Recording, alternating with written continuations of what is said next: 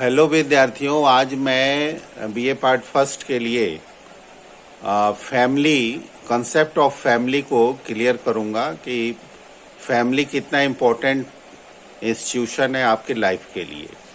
परिवार मानव समाज का सबसे प्रचलित और सबसे प्रभावशाली समूह है।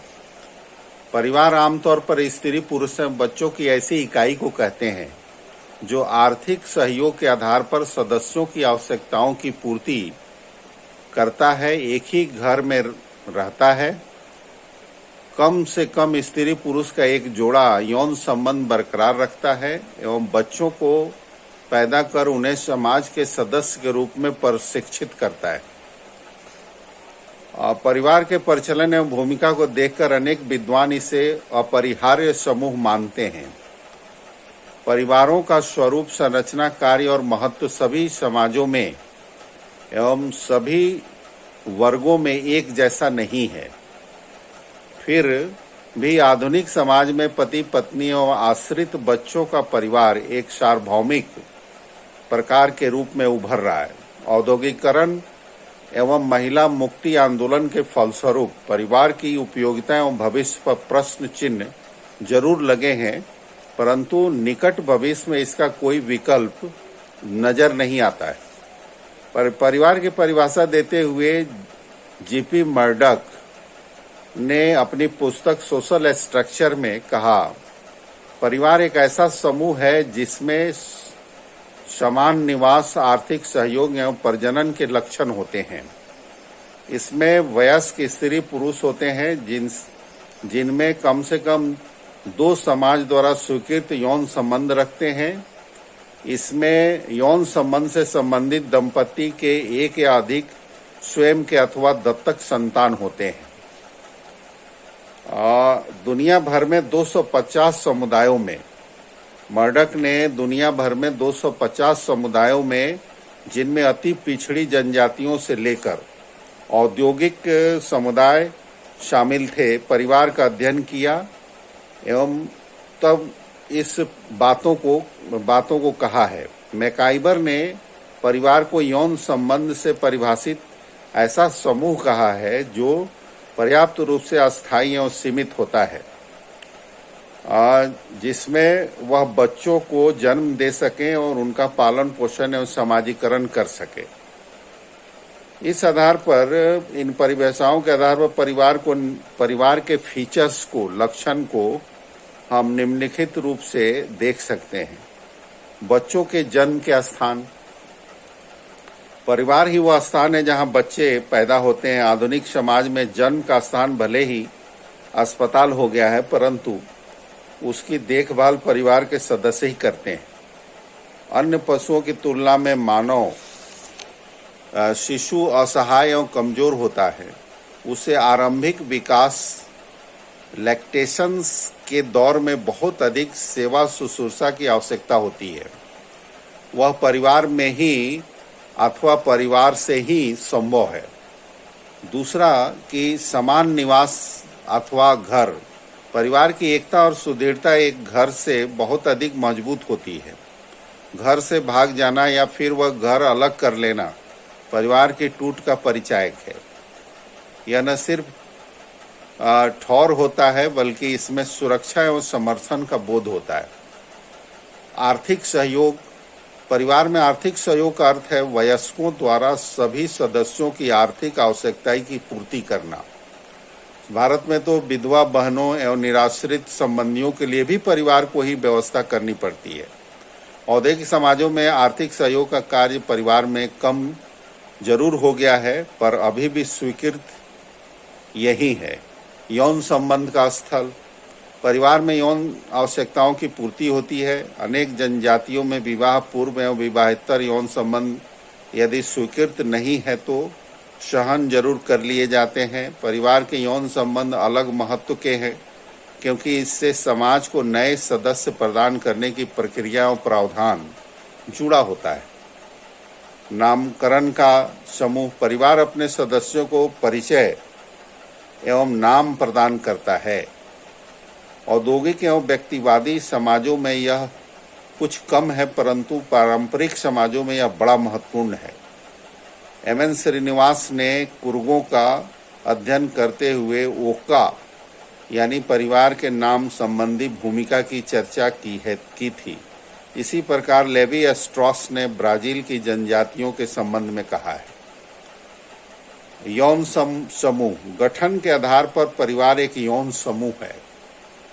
दो या दो से अधिक व्यक्ति जब समाज स्वीकृत यौन संबंध स्थापित करते हैं तो परिवार का गठन होता है, अथवा भारत जैसे देश में इसके गठन की प्रक्रिया शुरू होती है। इसी कारण से कुछ विद्वानों ने विवाह के स्वरूप को भी परिवार का लक्षण माना है।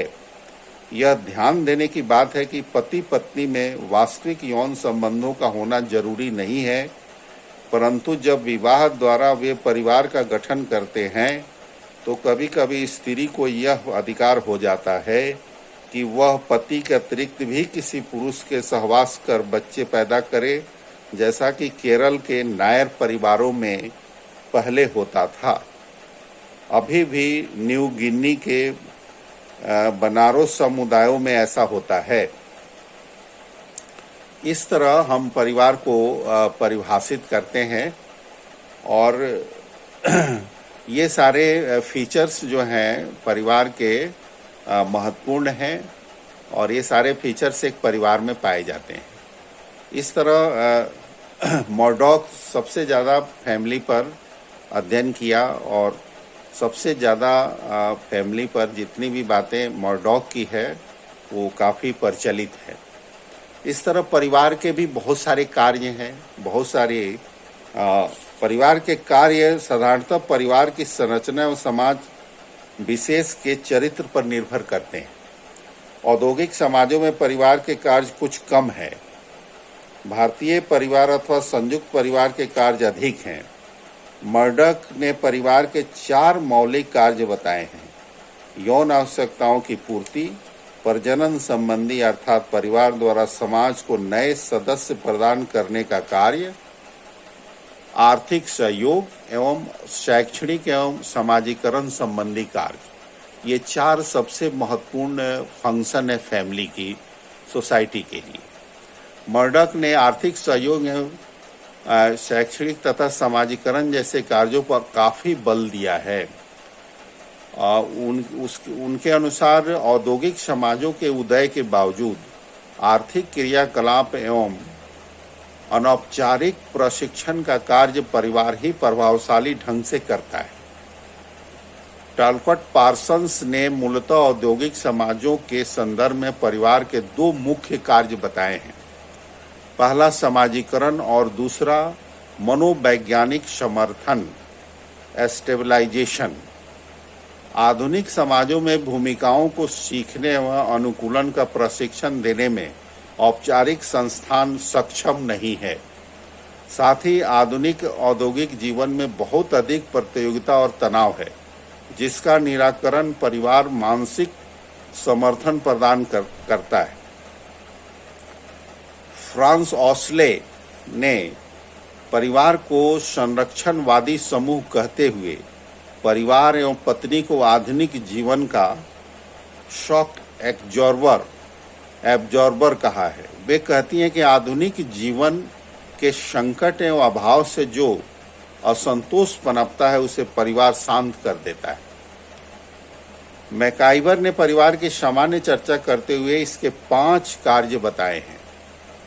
यौन आवश्यकताओं की पूर्ति, बच्चों को जन्म देना और उनका पालन पोषण करना, सामाजिकरण एवं प्रशिक्षण, निवास की व्यवस्था, बच्चों को सामाजिकरण एवं प्रशिक्षण, बच्चों को व्यावसायिक संरचना में लगाना। इससे मिलती जुलती बात किंग्सले डेविस ने भी कही है।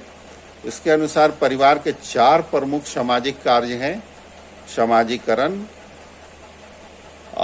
पालन पोषण, आश्रित व्यावसायिक संरचनाओं में स्थान दिलाना। ऐसे कार्य हैं जो आधुनिक समाजों में एकल परिवारों के लिए अधिक लागू होते हैं। भारतीय परिवारों एवं जापान के डोका अथवा यूगोस्लाविया के जदरुंग जैसे बड़े परिवारों में कार्य अधिक होते हैं। भारतीय परिवार इन कार्यों के अतिरिक्त समान संपत्ति, समान कुल देवता की पूजा, मनोरंजन के कार्य आदि करता है।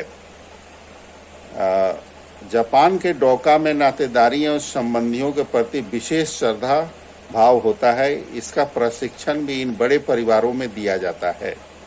इस तरह परिवार के महत्वपूर्ण फंक्शंस मैंने आपको बताया।